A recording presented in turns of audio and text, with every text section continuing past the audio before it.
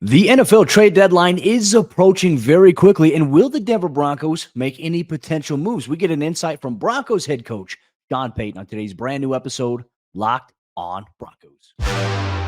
You are Locked on Broncos, your daily Denver Broncos podcast, part of the Locked on Podcast Network. Your team every day.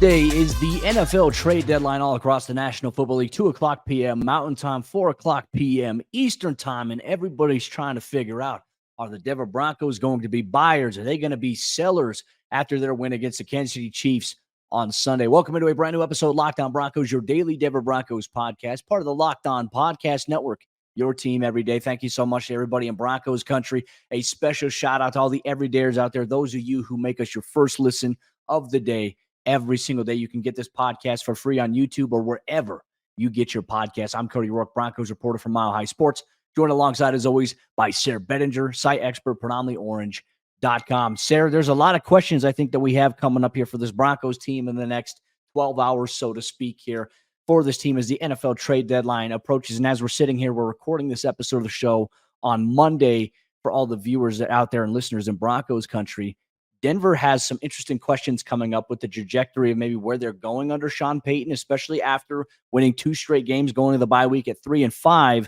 And everybody wants to know, will the Denver Broncos be sellers? It doesn't seem like that's the case, according to Broncos head coach Sean Payton, who told us in our Monday conference call with him that we're not remotely or openly shopping anybody. I'm curious what you had to think about that, and then I'll expand on what he said a little bit further. Yeah, I think that he's obviously making it clear that we're not sellers, right? I think that's if you want to distinguish the Broncos as either a buyer or a seller, you certainly aren't going to call them a seller at the trade deadline. Whereas a couple weeks ago, the team's sitting there with a 1-5 record, kind of wondering, could we go into the bye week at 1-7 or 2-6? If that's the case, maybe you do consider selling. Maybe you do consider trading guys for less than what you would ideally like to get in return and just fill up that 2024 NFL draft war chest. But I don't get the impression, Cody, and this goes back to last Monday at Sean Payton's previous Monday Zoom conference call where he talked about wanting to flip the switch. I just don't get the impression that he really wants to sell off a bunch of players and acquire draft picks. I think there's other ways that you can do that. And like I've said before, a lot of these guys that are popping up in the trade rumors right now for the Denver Broncos, I think pretty much all of them, except for maybe Josey Jewell, right? They're all under contract in 2024, which means if the Broncos do want to do a little bit of a salary dump, or if they do want to move on from certain players, what's the motivation to do it now at a reduced price when these teams or these players could, help you flip that switch over the course of the remainder of the season? Well, Sean Payton has said it as well consistently. He says, we have a vision for this roster this year. We have a vision for this roster going into next year with the guys that we already have in this building. And so for me, I look at those things that he says. And yeah, I know everyone's going to be trying to decipher here, coach speak, right? And I think Sean has also done a good job of saying, look, I understand it's your jobs in the media to be able to get this. He said, but here's the reality. If somebody's saying that we're selling, they're not getting it from me because we're not selling. And I think that's very, very interesting here because you have a big win like this against Kansas City. And look, me, Sayre, I'm a patient guy. And there's been times here where it's like, all right, hey, after that 70-point loss, 70-point output, 50-point loss that against Miami in week 3, we're like, all right, maybe this isn't it. Maybe Denver should just sell here. But you also, as a coach, and I think this is where maybe I understand where Sean's coming from. You have things in place, right? And it's not going to happen in year one. And we even said this in the offseason. Denver may not be where Sean Payton wants them to be in year one, but now we're starting to see them take gradual steps forward and improving. And I think them winning these last 2 weeks, I think the defense playing better in the way that they have, I think that's obviously a huge promising sign. They've made personnel changes. Look, they've already made a trade with Randy Gregory. They released Frank Clark, but they made personnel changes that have made them better defensively that I don't necessarily believe, okay, hey, you're going to go out there and you're going to ship away Justin Simmons or Patrick Surtain. The team is not interested in offsetting Patrick Surtain. They're not doing that. They're not thinking about that. I know some teams have called. But one thing Sean Payton did mention on the conference call, he says, look, in this business, we're always going to receive phone calls from people who are looking at buying. Teams are always going to call them professionally. We have to answer the phone. He said, but we're not going to get too deep into the weeds here. Like, they're focused on the roster that they have, which makes things very, very interesting. And I mean, I don't know. I mean, so I think maybe we have to ask ourselves this question here as well. There was a report that came out that maybe Jerry Jeudy, the Broncos had an offer. Like, there was somebody who offered the Broncos something for Jerry Jeudy that they have not yet strongly considered just yet. In your opinion, do you still think that at this juncture, Denver makes a move? I don't know. I'm kind of stuck in that middle ground there of thinking, well, if you get a really great offer for a player like Jerry Jeudy, would you take, like, if you get a second round pick from a team like, let's just throw out the 49ers or the Rams, would you take that second round pick? You might consider it, and that might be hard to turn down. But let's say you get offered a second round pick from a team like the Eagles, where you expect that pick to be no better than maybe 60th overall at the end of it all. I mean, is that really something that you want to do? You want to sacrifice Jerry Jeudy this year and next year for the 60th overall pick? Now, some people might say, absolutely, heck yeah, I'll take the 60th overall pick, but I just don't know if I would be willing to do that, given what we've seen Jerry is capable of doing if you can get him involved the right way. And the Broncos do need to start winning games. Like, you saw all the players after the game yesterday yourself, Cody, and we got to see videos and to hear these guys celebrating after a big win like that. You catch that winning feeling. And what does it say to your locker room if you then become a seller at the trade deadline and say, you know what, great job against the Chiefs, but hey, we're still going to make these moves and keep the future in mind. You guys, what you just did against Kansas City, it doesn't matter as much in the long run. I know that seems kind of like a harsh example to give, but look, if you're willing to go out and trade Jerry Jeudy at this point, or Cortland Sutton, or whoever it may be, what does it say to a guy like Justin Simmons that, well, you're not willing to trade him, and yet he's a veteran on this team, and he could easily go help a winning team? So you're going to ruin your chances or hurt your chances to win games the second half of the season, but you're going to force guys like Simmons or Surtain or other guys to continue to weather the storm. Just sends a really bad message, in my opinion, to the locker room. I get that. And I get that totally here. And look, I think just based on the vibe that I've gotten being around the players and being around the building, I honestly don't think Denver makes a move, right? Sitting here today, Monday afternoon, as we're sitting here recording this show, I don't think Denver makes a single move here. Now, I think there's maybe something else we can talk about that we'll obviously dive deep into this, right? Because we're talking about the selling part here for the Broncos. But could Denver potentially be buyers here? Well, Broncos Country, that's something we're going to dive deep into on today's episode, Locked On Broncos. Broncos Country, today's episode of Locked On Broncos is brought to you by our friends over there at DoorDash. Did the game go to timeout? Well, it's time to order in with DoorDash. If it's halftime, that's ordering time. That's a 2-minute warning. You got it. That's your cue to order in. And with DoorDash today, you can get all of your local favorites, plus the national chain restaurants delivered directly to your doorstep. Now, if you're in the Denver area, they have a wide variety of amazing things. Now, down the road from me, I have a Shake Shack. I have Five Guys. There's also a pizza spot down here called Lil Ricky's DTC, a New York style pizza. I love it. And DoorDash helps bring them directly to my doorstep. And if for you, wherever you're at, you can also get local favorites as well. Order pizza, wings, soda, burgers, or even just buns on DoorDash and get it all delivered without missing the game. Score football season's best deals on groceries, restaurants, retail, and more here today, and get prepared before game day. Get 50% off up to a $10 value when you spend $15 or more on your first order when you download the DoorDash app and enter code LOCK23. Subject to change. Terms apply. Once again, get 50% off up to a $10 value when you spend $15 or more on your first order when you download the DoorDash app and enter code LOCK23. Subject to change. Terms apply.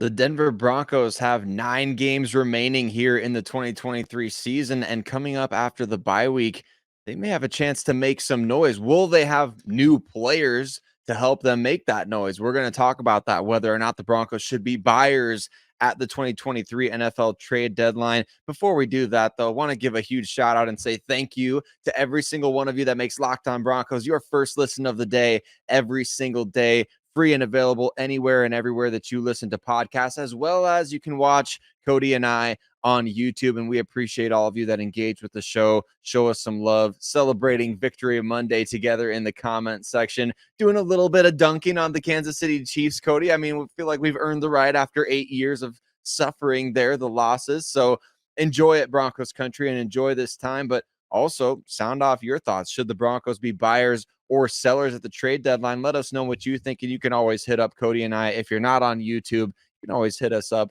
on Twitter, or Cody's on Threads as well. And we love hearing from you, however you choose to shout us out. So thank you so much for being part of the show. And Cody, I know you said it in the first segment. You think the Broncos are going to stand pat at the trade deadline, not make any moves. Let's say you play a little devil's advocate though here. If the Broncos are going to be buyers, do you think there's anywhere on this roster that you would look to in particular? Well, I think we have to look at maybe the one position on the offensive side of the ball right now that you're just like, you have questions about, right? And you have uncertainty about in the passing game. And I would say that's the tight end position, to be honest with you, Sayre. And, I think you and I were talking as well. We were talking about defensive line, but has Denver maybe found the defensive line formula now that both DJ Jones, Mike Purcell are healthy? I mean, we even saw them come out in the 4-3 look. Four down linemen, obviously Benito Cooper. And then you had, I think, DJ Jones, Zach Allen. And then you had Drew Sanders, Josie Jewell, Alex Singleton. Like Denver's mixing some things up personnel-wise. And then when they're going to their base heavy look there, it's Purcell and DJ Jones, Zach Allen, and then obviously your two guys, Cooper and Benito, or whoever's in the rotation right there at the edge rusher spot.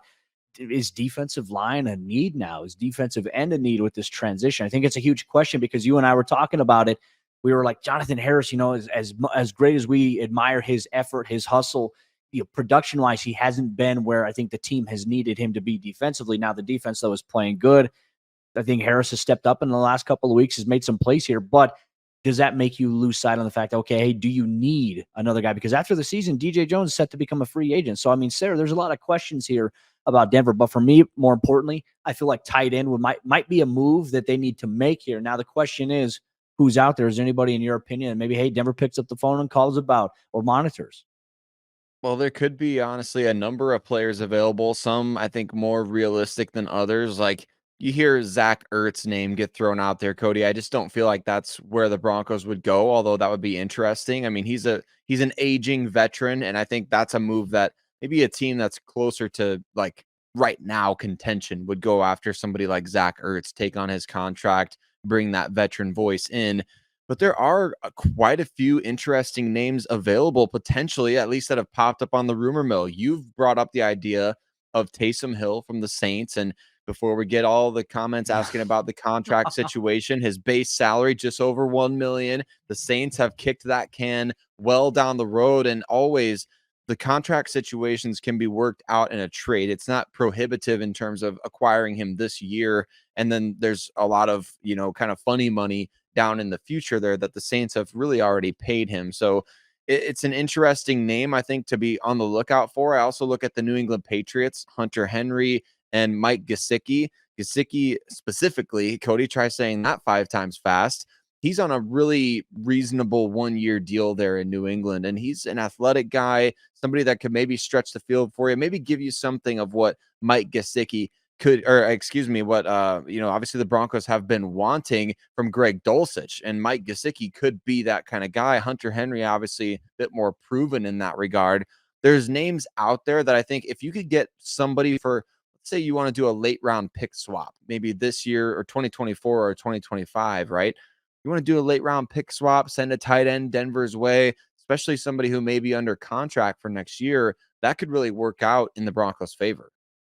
Well, part of me is also wondering, too, because this has also been the wacky dynamic of this NFL season. Like, this has been a weird NFL year in terms of a win-loss standpoint, teams beating teams that we don't think are going to actually win, obviously, on Sundays.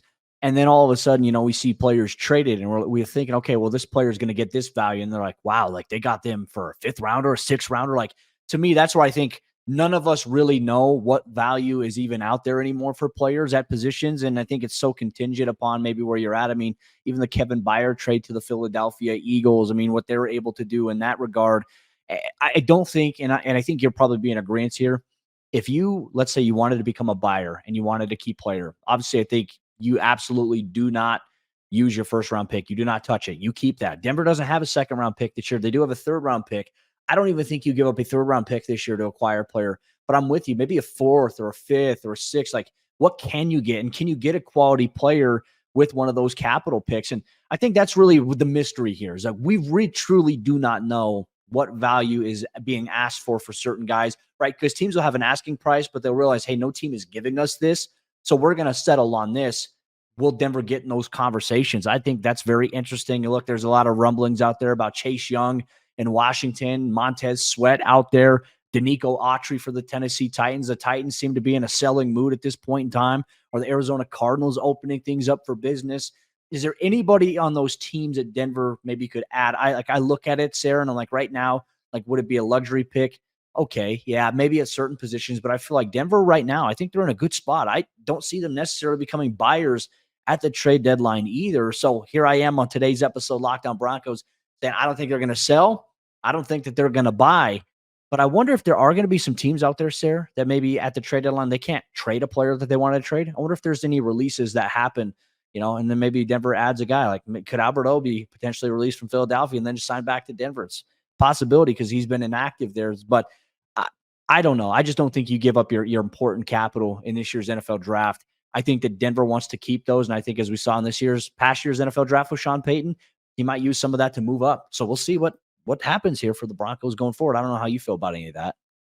Yeah, I wonder if we're going to see how aggressive truly is Sean Payton at a trade deadline. I don't have a history of what he and the Saints did at the trade deadline in front of me right now, but we know that Sean Payton has historically been pretty aggressive, pretty, I would say, intentional with guys that he adds to the team. And I've seen a little bit more of an aggressiveness from him this year in terms of what we've come to know from George Payton in terms of, okay, a guy gets injured, you bring this guy in. I feel like Sean Payton's brought in more proven players to potentially fill those roles. So I like that.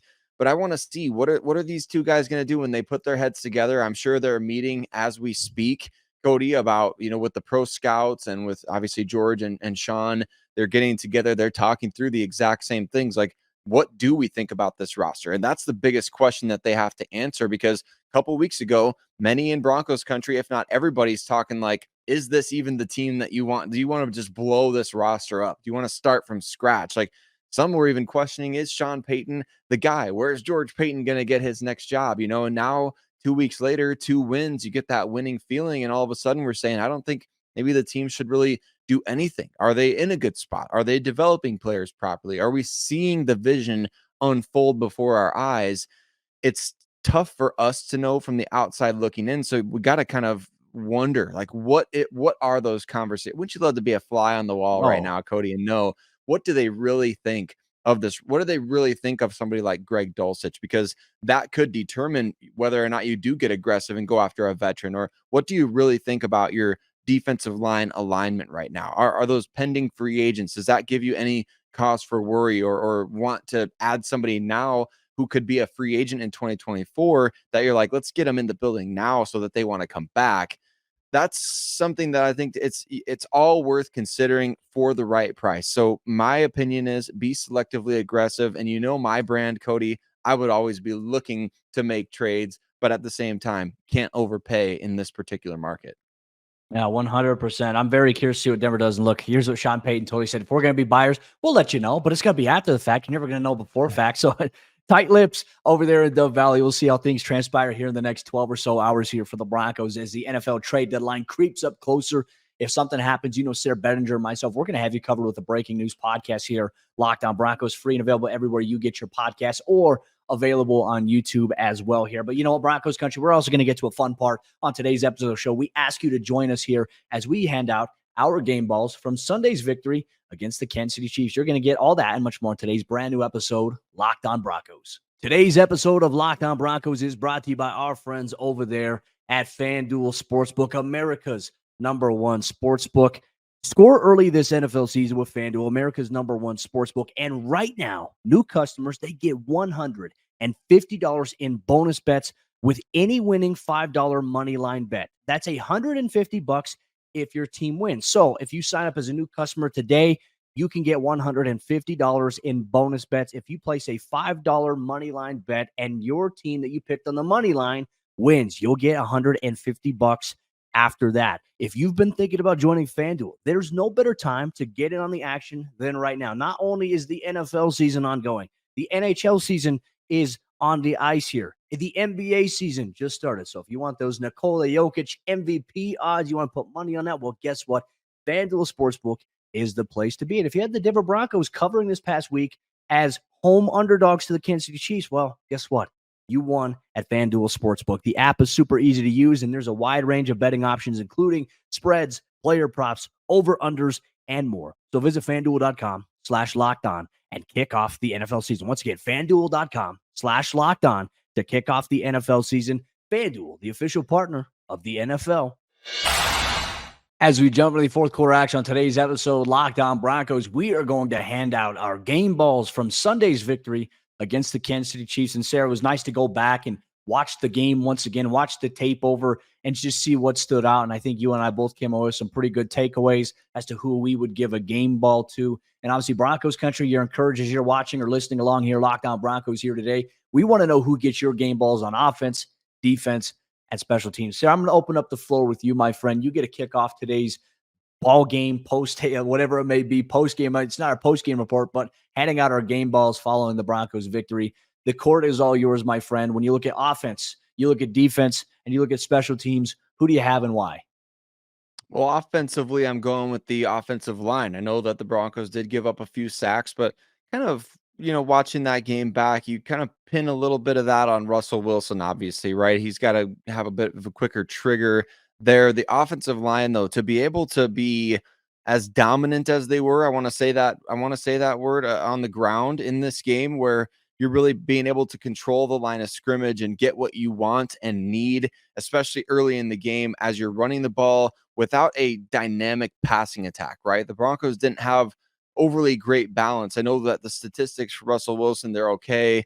I think the offensive line deserves some flowers after that game, Cody, where they just played really well. It was much, much better than the first time around against Kansas City, where it felt like you're not getting anything going whatsoever. Regardless, there's no flow to the offense. At least in this game, your running game was going pretty well. We saw a great effort from Quinn Miners, obviously, who's consistently out there trying to push the running backs forward for extra yardage. Mike McGlinchey got some great blocks out on his edge, as there's a 15-yarder in particular that I remember from Javonte where McGlinchey sealed his spot. Really good stuff. Lloyd Cushenberry playing well above what anybody really expected from him. Obviously, Ben Powers and Garrett Bowles on the left side. So I think the offensive line is gelling. They're coming together. I wouldn't say anything is perfect in terms of pass protection at this point, but it's also a little bit on Russell Wilson, right? He's got to be able to get rid of that ball a little bit more quickly. And I think the pass protection was, for the most part, against Kansas City, it was all right. I mean, there was not too many reps where you're like, oh man, he just got whipped. So you're going to win some, you're going to lose some. Offensive line, game ball from me. Defensively, got to be Baron Browning. You want to talk about getting a pass rush on and whipping some tackles.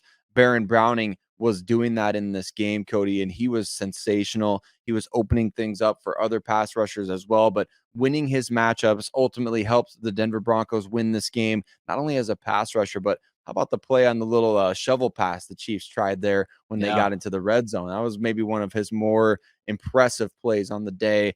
Special teams wise, got to give it up to the punt coverage units. Delarian Turner-Yell made an outstanding tackle in punt coverage when Mecole Hardman tried to start going east-west, right?